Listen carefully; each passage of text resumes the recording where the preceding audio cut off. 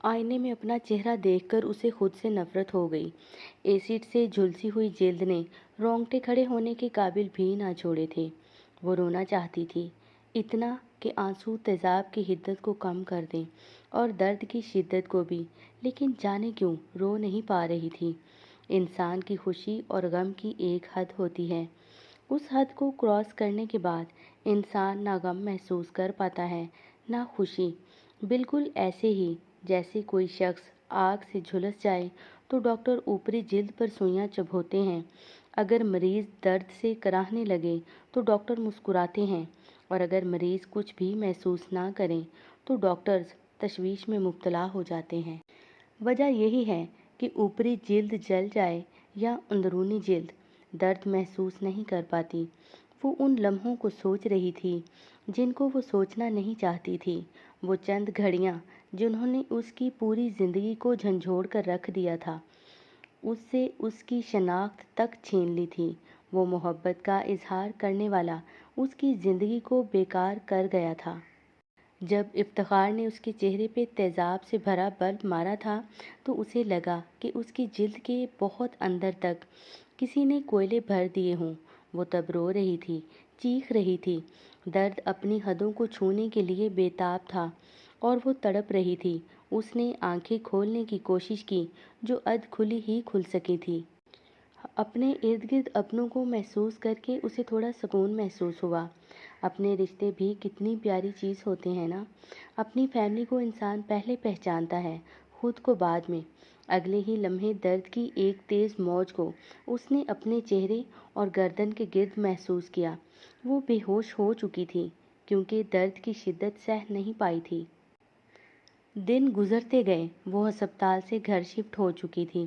اس نے ہر بات قبول کر لی تھی، اپنی بدصورتی سے لے کر اپنی بدقسمتی تک، لیکن وہ یہ بات قبول نہیں کر سکتی تھی کہ کوئی انسان اتنا ظالم بھی ہو سکتا ہے کہ جس سے وہ محبت کے دعوے کر رہا ہوتا ہے، اس کے انکار پر اس کی پوری زندگی کو روک لگا دے، اس کی شناخت، اس کا چہرہ اس سے چھین لے۔ وہ سوچتی رہی، وہ آئینہ میں کیسے خود کا سامنا کرتا ہوگا۔ عالیہ نے کہیں پڑھا تھا کہ انسان پہلے بندر ہوا کرتا تھا، مطلب جانور سے ارتقاء کے نتیجے میں انسان کا ظہور ہوا ہے، اور اسے لگا ہو سکتا ہے یہ تھیوری ٹھیک ہو، اور یہ بھی ہو سکتا ہے کہ افتخار ابھی جانور سے انسان بننے کے عمل کو پورا نہ کر پایا ہو۔ عالیہ کی ماں اس سے شدید محبت کرتی تھی۔ انہوں نے اس مشکل وقت میں عالیہ کو مشکل سے نکالا اور اسے زندگی اور آئینہ کا سامنا کرنا سکھایا۔ مسز انور نے عالیہ کو کالج جانے اور اپنی پڑھائی کو مکمل کرنے پر آمادہ کر لیا۔ کالج میں لوگوں کی نظریں اتنی تیز اور حقارت آمیز تھیں کہ اسے لگا کہ جیسے لوگ نظروں سے تیزاب ڈال رہے تھے۔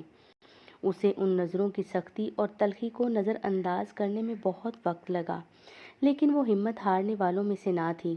عالیہ اب مقابلے کے امتحان میں بھی اعلیٰ پوزیشن حاصل کر کے جج کے عہدے تک پہنچ چکی تھی۔ وہ لمحہ اس کے لیے کتنا یادگار تھا۔ جب وہ جج کی سیٹ پر بیٹھنے کے لیے آئی تو سب نے کھڑے ہو کر احتراماً اس کو اس کی اہمیت کا یقین دلایا۔ وہ اب بھی ایک جھلسے ہوئے چہرے والی ایک بدصورت لڑکی تھی، لیکن اندر سے وہ ایک مضبوط ترین انسان اور بہترین جج تھی۔ لوگ اس کے فیصلوں اور عقل پہ دنگ رہ جاتے تھے۔ ایک نیا کیس رجسٹر ہوا تھا۔ کسی نشئی پر پولیس والوں نے بہت تشدد کیا تھا، جس کی وجہ سے وہ اپنی ٹانگوں سے ہاتھ دھو بیٹھا تھا۔ پولیس کو بلایا گیا اور مدعی کو اس کے رشتہ داروں سمیت کورٹ میں آنے کو کہا گیا۔ مقدمہ شروع ہوا اور جیسے ہی وہ کورٹ میں داخل ہوئی، سب احتراماً کھڑے ہو گئے، لیکن ایک شخص کھڑا نہیں ہوا۔ وہ گندے میلے کپڑے پہنے وہیل چیئر پر بیٹھا تھا۔ دوسرے ہی لمحے عالیہ حیران رہ گئی کہ وہ اپاہج تو افتخار تھا، جو لٹھے کا سوٹ پہن کر مونچھوں کو تاؤ دیے پاؤں زمین پر مار کر چلتا تھا، جس نے اس کی زندگی برباد کرنے میں کوئی کسر نہیں چھوڑی تھی۔ وہ اب ایک مدعی بن کر، سائل بن کر اس کے در پہ کھڑا تھا۔ عالیہ نے پولیس کو جرمانہ کیا اور مدعی کو ہسپتال میں بھیجنے کا پورا خرچہ پولیس کو دینے کا کہہ کر مقدمہ خارج کر دیا۔ وہ کیس کا فیصلہ کرتے ہی بھاگ کر عدالت سے اپنے آفس میں آئی اور جائے نماز پہ سجدہ ریز ہو گئی کہ مالک، جس نے میری زندگی کو برباد کیا، وہ اب دوسروں کا محتاج ہے۔ جس نے مجھے اتنا خوار کیا، تم نے اسے میرے در پہ سائل بنا کر کھڑا کر دیا۔